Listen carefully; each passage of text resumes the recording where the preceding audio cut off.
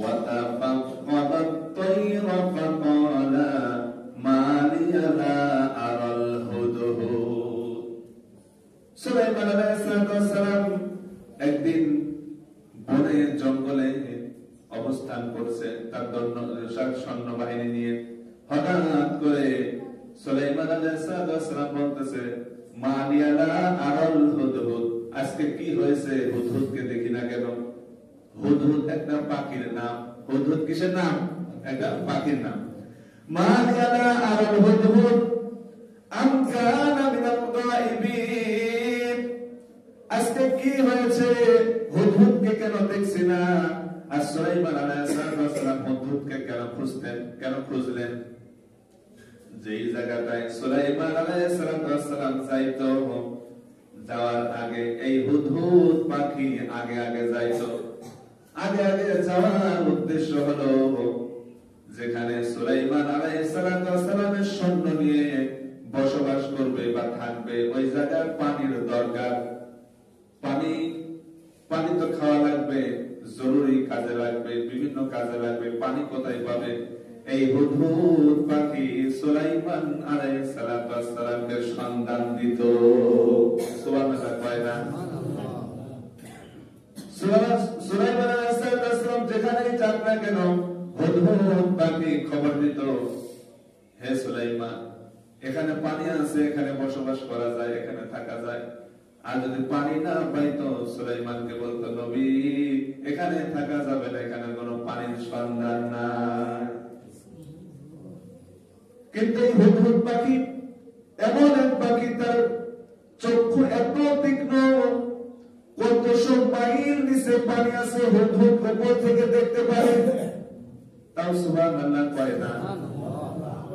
সুবহানাল্লাহ কইলে জান্নাত একদিকে আস হয়ে যায়। জান্নাত দরকার আছে। হুদহুদ পাখি এত তীক্ষ্ণ, কতশো মাইল নিচে পানি রয়েছে, হুদহুদ দেখতে পারে। কিন্তু জমিনের উপরে হুদহুদকে ধরার জন্য যে সমস্ত মানুষরা জাল বিছায় রাখছে, হুদহুদ দেখতে পারে না। হুদহুদকে ধরার জন্য যারা জাল বিছায় রাখছে, হুদহুদ দেখতে পারে না। কিন্তু পানি কতশো নিচে আছে সেটা বুঝতে পারে। বলেন সুবহানাল্লাহ। এই জাল বিছানোর উদ্দেশ্য হলো যে দিনের মওত হবে, পাখিরও মওত আছে, যার জান আছে তার মওত আছে। তো এটা উনি বোঝে না, কিন্তু পানি কোথায় আছে এটা বুঝতে পারে। হঠাৎ করে আমাদের একটা গুণ আছে, কি গুণ জানেন? কেউ যদি অপরাধ করে আসি, আমরা কেউ যদি কোনো বিষয়ে দেরি করে আসি, এসে আগে একটা আরজি পেশ করি। যেমন এখন আজকে আপনার বাড়িতে যে কোনো অনুষ্ঠান হোক, যে কোনো কিছু দরকার বা প্রয়োজন, এখন আপনি আসার কথা রাত 8টার সময়, আপনি আসলেন রাত 12টার সময়। আসি আপনি বলবেন আজকে এমন বন্ধুর কারণে আজকে আটকে গেছিলাম, বই তো লাগে গেছে, আসার কথা 8টায়, তুমি আসছে 12টায়। এরকম একটা বিষয় আমাদের হয় কি হয় না? অনেক সময় আটকে যায় বা বিভিন্ন কারণে আমাদের বিভিন্ন সমস্যা দেখা দেয়, দেরি হয়ে যায়। এখন হঠাৎ করে সুলাইমান আলাইহিস সালাম বলতেছে লাওয়াজিবান্নাহু আযাবান শাদীদান আও লাআসবাহান্নাহু আও লায়াতিয়ানি বিসুলতানিম মুবিন। আজকে হুজুরকে পাইলাম না, আজকে হুজুরকে কঠিন আযাব দেব, শাস্তিতে গ্রেফতার করব এবং তাকে লাআসবাহান্নাহু না হয় জবাই করে ফেলব। সুলাইমান আলাইহিস সালাম রাগে গেছে।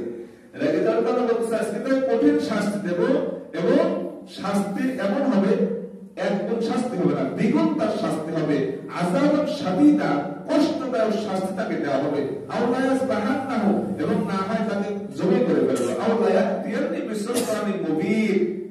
এই কথা বলার পরে হঠাৎ করে সুলাইমান আলাইহিস সালামের সামনে ফামাকাসা গায়রা বাঈদিন ফাকালা আহাত্তু বিমা লাম তুহিব বিহি ওয়াজিদতুকা মিন সাবাইন বিনাবাইন ইয়াকিন।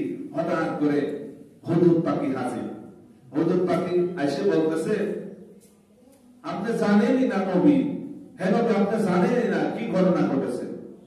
সুলাইমান আলাইহিস সালাম তো বিচার করার দূরের কথা, ওই কি হয়েছে বলো। এসে বলতেছে হে নবী আপনি এমন এক বিষয় আমি জানছি যা আপনি জানেনই না, আপনি কিসের নবী? মানে এরকম একটা ভাব। পাখি এসে বলতেছে যে আপনি জানেন না যেমন একটা ঘটনা ঘটেছে। কি ঘটনা? فمكث غير بعيد فقال أحطت بما لم تحط به وجئتك من سبأ بنبأ يقين। হে সুলাইমান, আমি এমন একটি বিষয় জেনেছি যা আপনি জানেন না। কি হয়েছে বলো? বিচার মাপ। এদিকে এই ঘটনা শুনতে শুনতে বিচার কিন্তু হলো না, আযাব তার হবে না, বিচার শেষ। কি হয়েছে?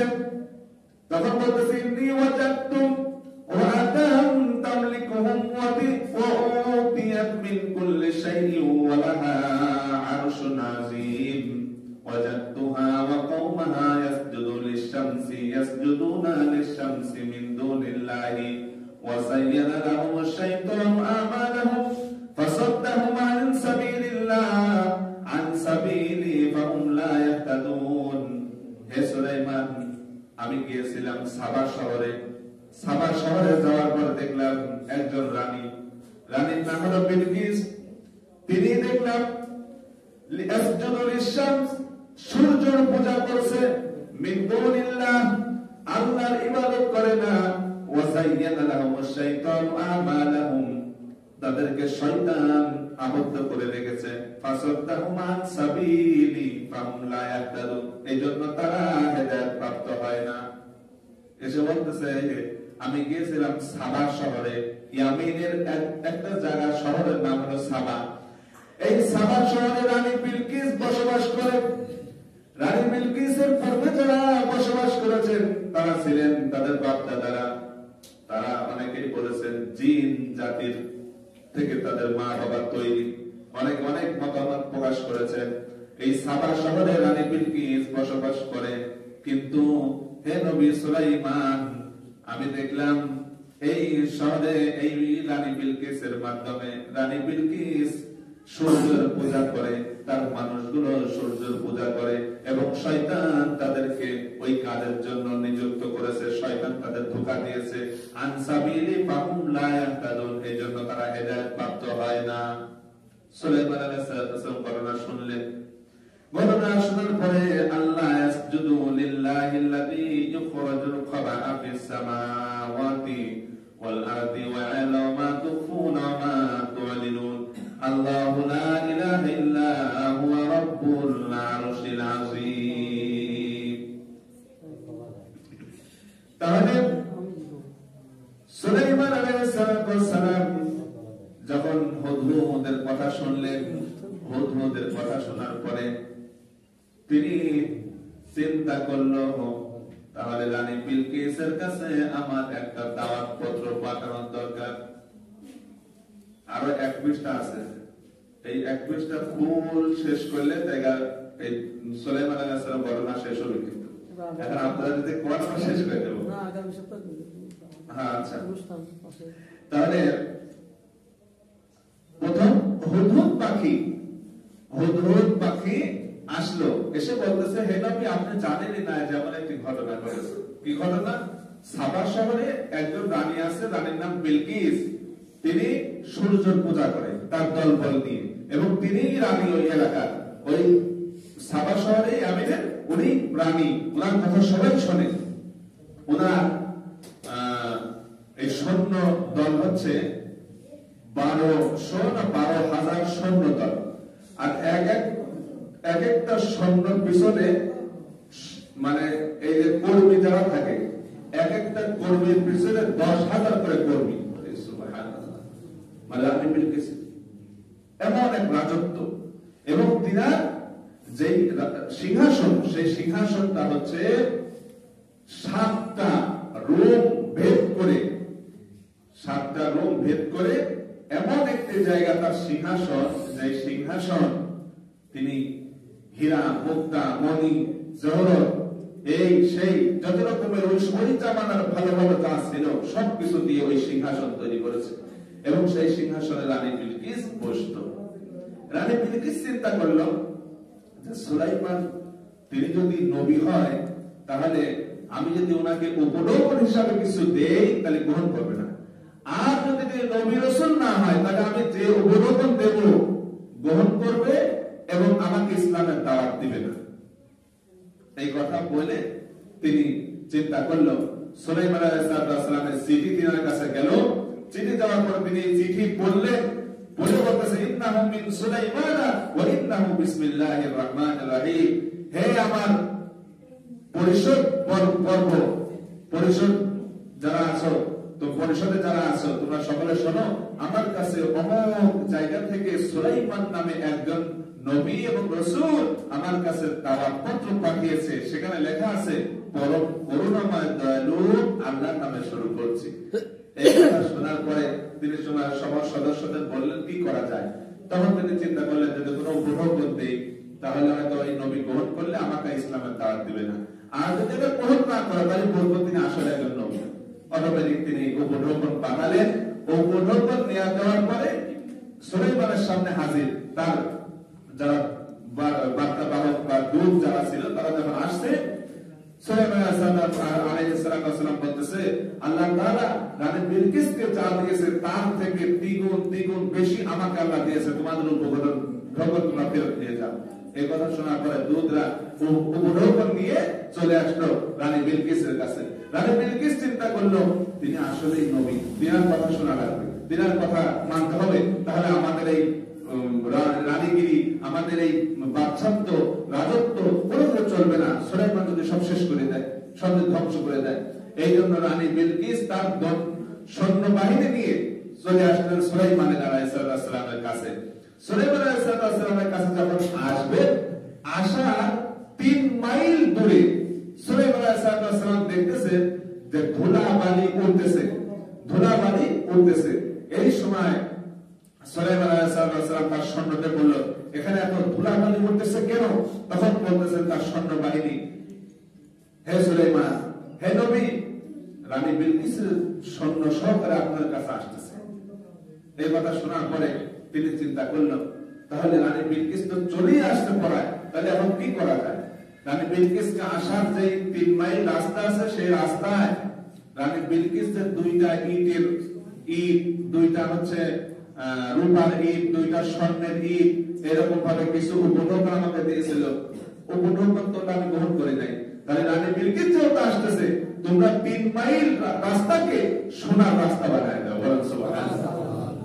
সোনা রূপা দিয়ে জেনদেরকে বললেন রাস্তা বানায় দাও। রানী বিলকিসের রাস্তা আসার জন্য সোনা দিয়ে, রূপা দিয়ে, জহরত দিয়ে, ইয়াকুত দিয়ে, এইগুলোতে সবকিছুতে রাস্তা বানায় দেওয়া হলো, রানী বিলকিস আসবে। এখন রানী বিলকিস যখন চলে আসছে, এমন সময় রানী বিলকিস কেউ বলেছেন যে জিন ছিল, কেউ বলেছেন রানী বিলকিস হচ্ছে এমন এক রানী যে তিনি বিবাহ শাদী করেন নাই। তিনি অনেক বিষয়ে এইগুলো আছে। এই জন্য সুলাইমান আলাইহিস সালাম পরীক্ষা করার জন্য রানী বিলকিসকে আসার যে 3 মাইল রাস্তা সোনার রূপা এমন করে দিয়েছে যে উপরে কাঁচ আর নিচে পানি। উপরে কি কাঁচ, নিচে পানি। রানী বিলকিস আসার সময় এই যে পার একটু উঁচা করে আসতেছে। সঙ্গে সঙ্গে সুলাইমান আলাইহিস সালাম বলতেছে, হে রানী, তোমার জামা পায়জামা উঁচা করার দরকার নাই, তুমি নিচে করে আসো, দেখো এখানে কোনো পানি নাই। বলেন সুবহানাল্লাহ। ওখানে ধোঁকা খেয়ে গেল রানী বিলকিস। ঘটনা কি? দেখতেছি পানি, আবার দেখে যে পানি না, ওখানে একটা তিনি ধোঁকা খাইলেন। ঘটনা কি? তাহলে তিনি আসলেই নবী।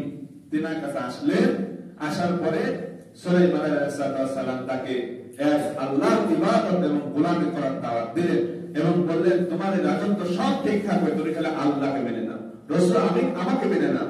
তুমি এই জামানার যে সমস্ত হুকুমত গুলো আছে, শরীয়তি বিধিবিধান আছে, সেগুলো তুমি মেনে নাও, তাহলে আল্লাহ তাআলা তোমার উপর রাজি খুশি থাকবে। ওই কথা বললেন। তো রানী বিলকিস চিন্তা করলো যে আসলে তো তাই, এখন যদি আমি না মেনে নেই আমার রাজত্ব থাকবে না, আমার রানীগিরি থাকবে না, তাহলে আমি কি করবো? সঙ্গে সাথে সুলাইমানের কথাগুলো মেনে নিল। মেনে নেওয়ার পরে আল্লাহ তাআলা সুলাইমানকে রানী বিলকিসের সাথে বিয়ে শাদী করার একটা ব্যবস্থা করে দিলেন, প্রস্তাব দিলেন, বিয়ে করলেন, বসবাস করলেন। এবং রানী বিলকিস যে জায়গা থাকতো সাবা শহরে, সেখানে আরো 3টা ভবন তৈরি করে দিল, যেরকম আমাদের বাংলাদেশে গণভবন বলেন, আর রাষ্ট্রীয় ভবন বলেন, আর আমাদের প্রধানমন্ত্রী যেটা থাকে কি ভবন বলেন, বঙ্গভবন বলেন। এই যেরকম ভবন সুলাইমান আলাইহিস সালাম 3টা করে দিলেন রানী বিলকিসের জন্য। ওখানে তিনি মাঝে মাঝে যায়, 3 দিন করে থাকতেন। বলেন সুবহানাল্লাহ। এই হলো সুলাইমান আলাইহিস সালামের ঘটনা। এবং তিনি আল্লাহর পক্ষ থেকে, দাউদ আলাইহিস সালামের পক্ষ থেকে যে সমস্ত দায়িত্ব ছিল, রাজত্ব ছিল, সবকিছু আল্লাহ তাআলা দাউদের সন্তানকে সুলাইমানকে আল্লাহ তাআলা দান করেছিলেন। বলেন সুবহানাল্লাহ।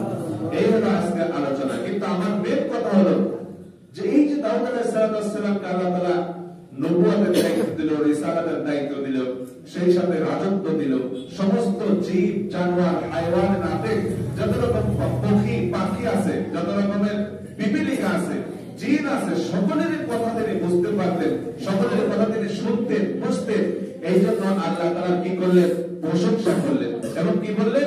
আল্লাহ আমাকে আপনাদের নিয়ামত দিয়েছেন, শুকরিয়া করার যে প্রশংসা, আমাকে আপনাকে যে ইজ্জত সম্মান দিয়েছেন, আল্লাহ আমাকে আপনি অধিক পরিমাণ প্রশংসা করতে পারে এরকম তৌফিক আমাকে দান করেন। এই কথা বলে দোয়া করলেন। এখন কথা হচ্ছে সুলাইমান আলাইহিস সালাম কথা বলতেন, কথা বুঝতেন, কথা শুনতেন, কিন্তু আমরা কথা অনেক প্রাণে বুঝি না।